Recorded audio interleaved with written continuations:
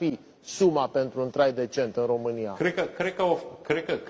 Cred că o familie ar trebui să aibă un venit împreună peste 3.000 de lei. Creca, bună ziua și Creca, bun găsit la știri. Azi începem știrile Crecă cu domnul Ciordacu. Andreuța nu-l pupă și nici măcar nu-l salută.